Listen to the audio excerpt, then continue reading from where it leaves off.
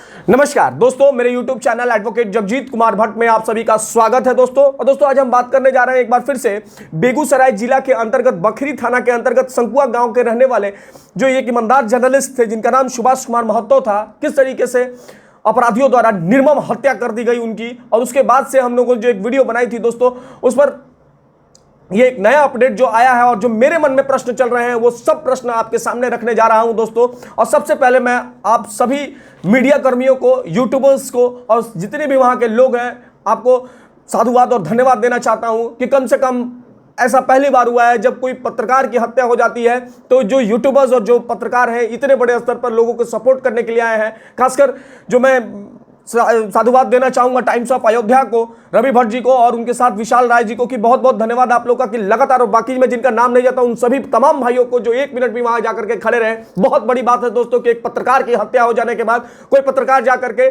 उनके परिवार वालों के साथ उनकी परछाई बन जाता है और उनकी आवाज को अपनी आवाज बना करके लोगों के सामने रखता है दोस्तों। लेकिन इस बात में सबसे बड़ी बात दोस्तों मैं आप सभी को बताऊंगा कि अभी भी बहुत सारे मीडिया हाउसेस जो हैं, बड़े मीडिया हाउसेस जो हैं, वो इस पे एक म्यूट स्पेक्टेटर का काम कर रहे हैं, एक मौन साधे हुए हैं जो कहीं से उचित नहीं है दोस्तों। मौन न रहे हैं आप सभी सुभाष जी के न्याय के लिए, क्योंकि समझ दें आप, क्योंकि ये एक सुभाष नहीं मारे गए हैं, आपका एक भाई गया है। और ये लड़ाई जो है किसी एक की लड़ाई नहीं, उन तमाम पत्रकारों की और उन तमाम मीडिया कर्मियों की लड़ाई है जो फ्रीडम ऑफ एक्सप्रेशन को दबाने का काम, दमन करने का काम जो है अपराधियों ने किया है। और ये है एक चुनौती है दोस्तों कि हम ऐसे ही आपको मारते रहेंगे और आप बोल कर दिखाए तो हम ऐसे ही बोलते रहेंगे। आप जितने हो अपनी ताकत लगा ले, जितना हो अब मीडिया कर्मी को मारते रहे, वो लगातार मुखर होकर के आपका विरोध करते रहेंगे। और ये विरोध तब तक चलता रहेगा जब तक कि आप जेल न चले जाए। वो सारे जो अपराधी जिनको नामजद किया गया है एफआईआर में, वो सारे के सारे जेल न चल जाए। और असली अपराधियों के लिए मैं दोस्तों उस पर भी बात करूंगा। लेकिन सबसे बड़ी बात दोस्तों इस पर मैं आपको बता रहा हूं कि यहां पुलिस का कहना है दोस्तों, जो बखरी थाना है, जो बेगूसराय पुलिस है, उसका कहना है कि ये जो हत्या हुई है वो पंचायत इलेक्शंस को लेकर के हुई है, जो कहीं ना कहीं इसे आपसी प्रतिद्वंद माना जाए उसको लेकर के लड़ाई हुई है। उधर लोगों का कहना है कि नहीं, ये अपराधी, ये जो शराब माफियाओं और बालू माफियाओं के खिलाफ जो है लगातार अपनी रिपोर्टिंग कर रहे थे, उसी रिपोर्टिंग को सप्रेस करने के लिए इन्हें मारा गया। दोस्तों आज 6 दिन बीत जाने के बाद भी आपको जान करके ताजुब होगा कि अपराधियों तक पुलिस नहीं पहुंच पाई। अभी एक ऐसी सूचना आ रही है, उसमें भी मुझे इतनी ऑथेंटिसिटी नहीं है कि कहीं एक जो अपराधी है उसमें उसको आत्मसमर्पण किया है। मैं दोस्तों बार बार डे वन से एक बात कह रहा हूं कि एक अपराधी नहीं, उसमें जो मेन कल्प्रिट है वो कैसे पकड़ाएगा। और बिहार पुलिस जो इन्वेस्टिगेशन करने में इतना अपराधियों तक नहीं पहुंच पा रही है, उसका एक ही इलाज है दोस्तों, इस मामले की पूरी सीबीआई जांच हो।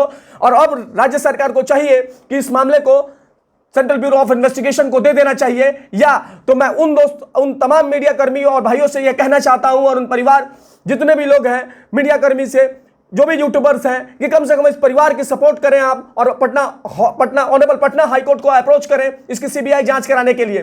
क्योंकि जब तक सीबीआई जांच नहीं होगी दोस्तों, ऐसे ही पत्रकारों को मारा जाएगा। आज उसकी बारी थी, कल आपकी बारी होगी, फिर से आप चुप रह जाएंगे और फिर ऐसे ही इन्वेस्टिगेशन में इसी तरीके से करते रहेगी ड्रामा।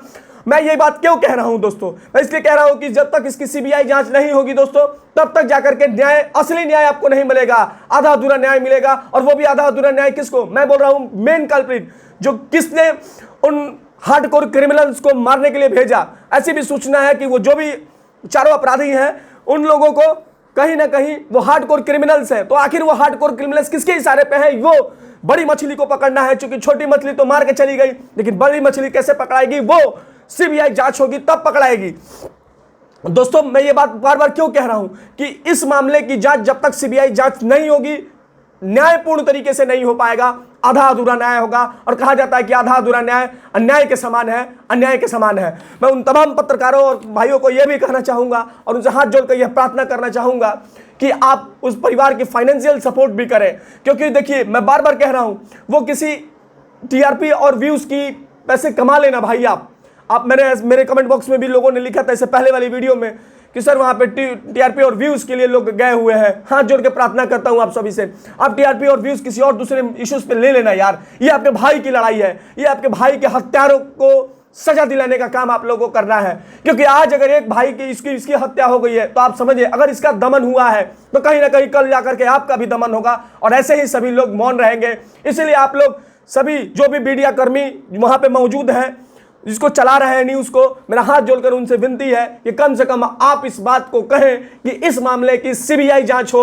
और रही बात दोस्तों वहां के जो लोकल सांसद हैं गिरिराज सिंह जी, उनसे भी मेरा आग्रह है कि वो भी इस मुद्दे पर कुछ बोले, क्योंकि एक सांसद की जिम्मेदारी बनती है दोस्तों कि वह वहां जाए और इसकी लोगों के परिवार वालों से मिले। और मेन कल्प्रिट कौन है, उसके गिरबान तक पहुंचने का काम जो है वो सेंट्रल गवर्नमेंट में मिनिस्टर है। कब आखिर गिरिराज सिंह जाएंगे? और गिरिराज सिंह हमेशा फायर ब्रांड नेता उनको कहते हैं, आपकी फायर ब्रांड कहां गई? आज एक हत्या आपके जिला में कर दी गई और आप चू तक नहीं रेंगते हैं, आखिर क्यों? वहां के विधायक से भी सवाल है कि आखिर वहां विधायक क्यों चुपचाप बैठा हुआ है?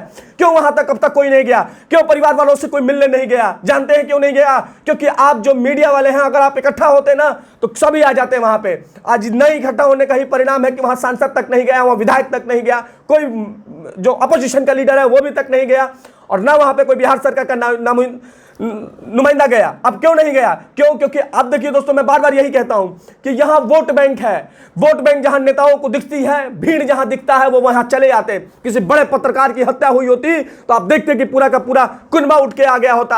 आज एक छोटे से पत्रकार की हत्या हो गई, क्यों? क्योंकि वो माफियाओं के खिलाफ बोल रहा था। क्यों? वो क्योंकि सिस्टम के खिलाफ बोल रहा था, वो अपराधियों के खिलाफ बोल रहा था। और अपराधियों और माफियाओं के बोलने की कुवत सब में नहीं होती है दोस्तों। जो बोलता है ऐसे ही मौत के घाट उतार दिया जाता है और बाकी सभी लोग चुप हो जाते हैं। दोस्तों मीडिया कर्मियों से ये आग्रह है कि ये चुप रहने का वक्त नहीं है। ये अपने हक की लड़ाई है, अपने भाई की लड़ाई है, इसमें छोड़ना नहीं है किसी को। बाकी जितने भी मीडिया कर्मी वहां गए हैं दोस्तों, उनको मैं साधुवाद देता हूं। सबसे बड़ी बात दोस्तों मैं आप सभी को बता रहा हूं कि जब अभी ऐसा भी आ रहा है, जैसा मैंने पूर्व में बताया कि पुलिस ये कह रही है कि पंचायत इलेक्शंस की वजह से हुआ है। परिवार वाले का कहना है कि नहीं, माफियाओं के खिलाफ लिख रहा था इसलिए इसे मार दिया गया। ये जब चार्जशीट, सप्लीमेंट्री चार्जशीट कोर्ट में फाइल होगी तो मालूम चलेगा कि असली बात क्या है। 161 का बयान होगा, जो 164 का बयान होगा, उसमें इन सारी चीजों में बात आएगी दोस्तों। लेकिन उससे पहले दोस्तों, अगर आप गिरफ्तारी नहीं हो पाती है, कहीं से बिहार पुलिस पे विश्वास नहीं है, तो ऑल मीडिया कर्मीज, आई विल प्रे यू कि आप approach the honourable Patna high court with CBI inquiry of this case. आप इस केस की इंक्वायरी के लिए सीबीआई को ट्रांसफर कर दे, हाईकोर्ट के पास जाए, या राज्य सरकार तो आपका सुनने वाला नहीं है। क्यों? क्योंकि आप राज्य सरकार के रवैया को देख लीजिए, अब तक कोई मंत्री और कोई वहां नहीं गया मिलने के लिए। बाकी केंद्र में बैठी नरेंद्र मोदी जी की सरकार है, गिरिराज सिंह उनके मंत्री हैं, वो वहां के लोकल सांसद हैं, वो अब तक वहां नहीं गए। तो एक उपाय है आपके पास, ऑनरेबल पटना हाईकोर्ट को अप्रोच करें और सीबीआई इंक्वायरी की मांग करें। तब जाकर के दूध का दूध और पानी का पानी होगा और मालूम चलेगा कि कौन जो है असली गुनहगार है, और उन गुनहगारों की सजा मिल जाएगी भारत के संविधान के अनुसार। यह सेपरेशन है दोस्तों, मैं बार बार कह रहा हूं, यह सेपरेशन है। बोलने की आजादी को दबाने की कोशिश है, अपराधियों से लड़ने की जो ठान लेते हैं लोग, उसको दबाने की कोशिश है। आज ये लड़ रहे थे, कल आप लड़ रहे होंगे, आज इनको मार दिया गया है, कल आपको मार दिया जाएगा। आज इकट्ठा ना हो, तो ऐसे ही आप दोस्तों इकट्ठा रहें।